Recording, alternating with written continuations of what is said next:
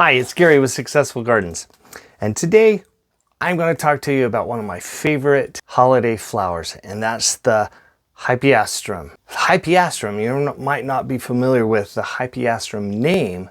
That's the Latin scientific name. You might be more familiar with the Amaryllis. So today, let's talk about Amaryllis. But before we do, go ahead and hit that subscribe button and also that like button. This year, I did something I've wanted to do in a long time, and that is buy one of the large or gigantic jumbo bulbs. This is truly a situation where size does matter. Did you know that there's over 600 named varieties of Amaryllis bulbs out there that you can buy? They are a flower that is native to South America. According to the National Gardening Bureau, 2023 is going to be the year of the Amaryllis, or the year of the Hypaeastrum. But why wait until next year?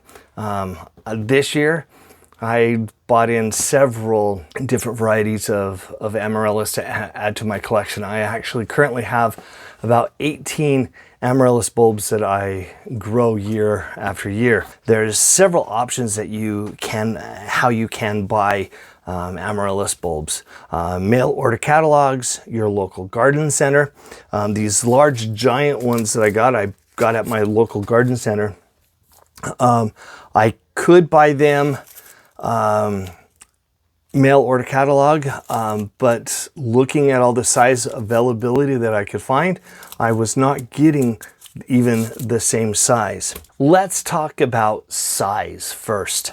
An Amaryllis bulb is measured in centimeters, and the circumference, or the wraparound length of this bulb. When buying the gift sets, where a lot of kids could give them to your teachers, or neighborhood sets, they range anywhere between $7, $8, $9. Usually they come in a plastic pod, or they come in a boxed set. Those bulbs are fairly small. I actually compare those to the size of a tennis ball. And so I've got one right here that will show, and it is, so I have a tape measure here that has centimeters on there, and we're going to wrap it around the circumference of the bulb, and it says that it is 22.5, maybe 23 centimeters in circumference. So that's kind of small. I have another one. The circumference is 28 centimeters, or 11 inches. And then we have the jumbo size. Let's put it right there, go around to the widest part. And we are at 35 centimeters. So, or about 13.75 inches. So that is a large jumbo size Amaryllis bulb. Now, why am I so excited about this? Most of these smaller gift set types will give you one, maybe two flower stalks, depending on the size or the variety. But with the jumbo ones, these can give you 3 or 4 flower stems with flowers that could range from 3 to 6 flowers per stalk. So, I mean, one of these bulbs has a potential of giving you up to 24 flowers. So I'm really, really excited about this. So don't let anybody fool you when it says size doesn't matter. We're going to start off with the simplest one, and this one is one of those little gift sets. I'm a sucker for them. I probably have, out of these little gift sets, I probably have about, maybe out of my collection of 18, I probably have about 10 of these that came from individual gift sets. Every year I get a white one or a red one. I haven't bought this variety. It's called Arabian Night. It's a deep red variety. And so I'm excited about this. But how simple these are is it all it says is just add water and enjoy.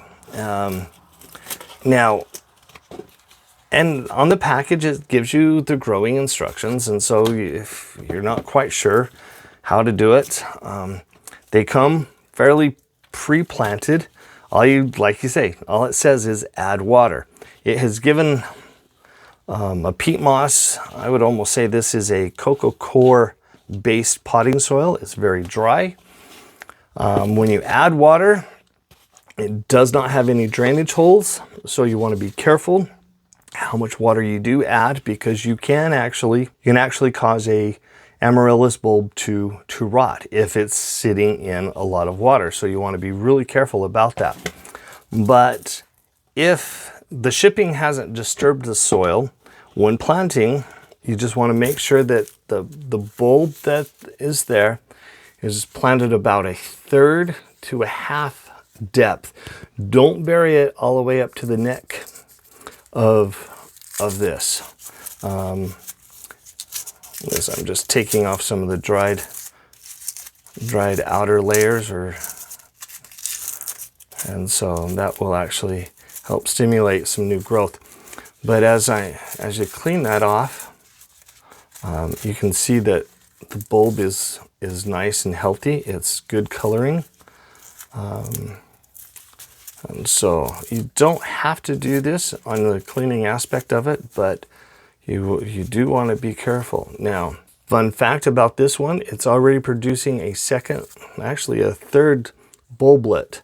So in a year's time, as this grows next year, these will actually grow into flower or leaf stalks, and in probably in about 2 years, it has the potential of producing its own flowers or flower stem. So you'll want to watch that and maybe take some transplanting with it next year. I get frustrated when people ask, what do you do with the amaryllis bulb once it gets done flowering? Like I say, I have a collection of 18 amaryllis. They can live 75 years, so why throw them out? There is some steps that you to grow, to treat them like regular houseplants, but they can grow and will grow year after year. With the instructions on this particular one, it says add water. So I'm going to just add water. Now, with this being a coconut core based potting soil, coconut core quickly absorbs water. I'm stirring it up. I don't like how it had settled, so I want it to be a little looser. So I'm stirring up some of that potting soil, getting it loose, adding a little more water, made a hole or an indentation into that potting soil that I can just set that bulb. You can see the roots that are growing. They've been trimmed and they're just ready to go. Just kind of firmly push that down, leaving about 1/3 of that exposed, and it's ready to go. Now, all you need to do is set that in a sunny window. I have part of my collection back here on this south-facing window for me. And so, simple, it's done. Now, one other type of bulb that has started happening or coming across the scene for the last several years is waxed dip. They've taken the actual bulb, dipped it into a wax coating, and this particular one they've added snow effect to this bulb, so it can act as a centerpiece. They've inserted a wire base to the bottom of the bulb, so it sits on this spike. Hopefully that spike hasn't damaged any of the flower tissue that's inside that bulb. And so with this, you don't need to water. That wax coating seals in all the moisture. It has enough moisture and energy to send up a flower stalk. You can start to see this particular flower stalk. It's already started to grow. This is flowers, these are leaves.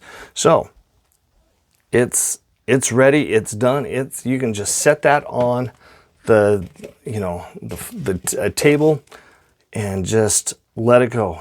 If depending on how much light you have, the flower stalk will have a tendency to start growing to the light if it's not intense light, and so it will start leaning. So every other couple of days, go ahead and just rotate your bulb, whether it's planted a wax covered or whether it's in a pot. You want to just go ahead and rotate it, and your stem will grow taller and straighter, and so you'll have a nice flower. Now, what about these jumbo bulbs? At the garden center, they came in a wooden crate. They were mixed varieties. The bad thing is they put the identification tags loose in the crate. So in that crate, I have a red one, a white one, and mammoth pink. It's a two-tone pink one. But the tags did not come on the bulb. So I took a chance, looked at the bulbs, and made my best guess of which bulb is going to be which color. Now, some things to look for. You can see, like on this particular bulb, you've got some red coloring on the bulb. I would assume that this is the red variety. This particular one is nice white, ivory green. There's some coloring on the layers, and so obviously, but not the contrasting red like this one. Could it be the red one? It could, but I'm guessing it's the pink one. Then I found one that didn't have any red coloring to the markings, and so I'm hoping that this is the white one. I'm still excited that I got the big giants. So is there anything special about planting the big giants? The one thing that you want to make sure that you pay attention to is the weight of your pot, and that you get a pot that's big enough but not too big for these particular ones. Now, these plastic pots, you try to put one of these big jumbos in there with the stalk and the flower stalk that they're going to shoot out. These plastic pots are going to tip over. There's no way around that. So I liked, on the larger bulbs, I like a clay terracotta pot. Since these don't come pre-planted or pre-potted, you want to make sure that you choose a good potting soil. I like this Fertilome potting soil and this is Spoma organic potting soil. Now, all potting soil is organic. It's made from peat moss or coconut coir. Coconut coir is the husks of a coconut, that fiber, and it's been shredded and it's been washed and it's ready to go. That's what I found in this pot. It actually helps retain water better than what peat moss does, but peat moss or coconut coir based potting soils are the ones that you want to use. Now, the difference between just a regular potting soil, which is organic, but it doesn't say organic, and this organic potting mix is, with this organic potting mix, any of the additives that they've added,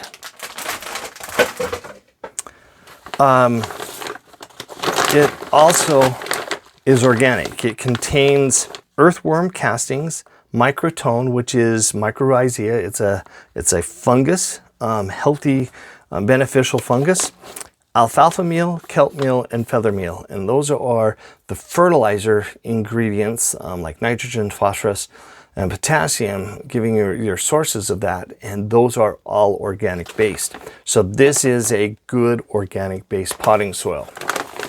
Now, when you're planting, I like to dump my potting soil into a large bin. I will take that bin and take it to the sink, add water to it. When you're starting off with fresh potting soil, it's going to be dusty and it's really dry. And so I always pre-moisten, and it's easier to work with, it's less dusty, and so I don't have a lot of dust flying around. So then I just add it to the pot.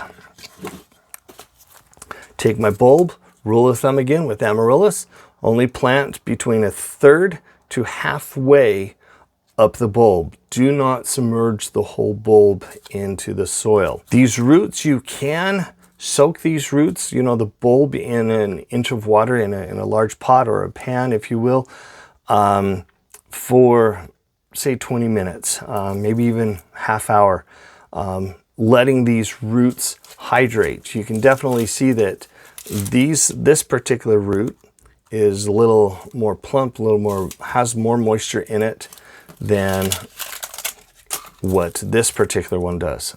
But they're still nice and healthy. And so with that, and then this particular set of roots are nice, long, and gangly. And I'm actually just going to take my pruners and prune those off. It's like I need to sharpen my pruners.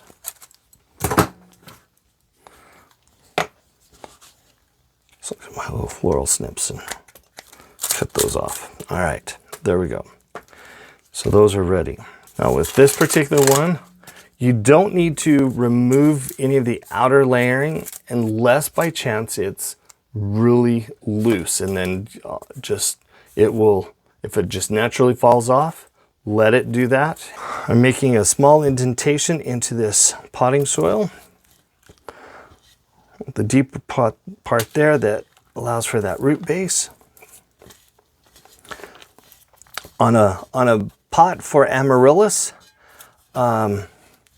you only want about 1 inch, no more than 2 inches wider than what the bulb is. All right, that's it. That's how simple it is. It's fun to always start with some new Amaryllis. I'm a sucker for Amaryllis. That's the thing. I always want to try a new flower. And actually some of the old tried and trues, they still make me smile. The red lions, the marquise, the glees, the apple blossoms. All of these flowers just are incredible during the holidays to see them bloom. And make sure that you keep them. Don't throw them out. Treat them as a houseplant. I've done another video about the aftercare on Amaryllis, how to keep them growing year after year. I'll leave a link there at the very end of this video with that. Until next time, thanks for watching. This is Gary with Successful Gardens. Please consider hitting that subscribe button and especially that like button. Until next time, remember, let's get growing.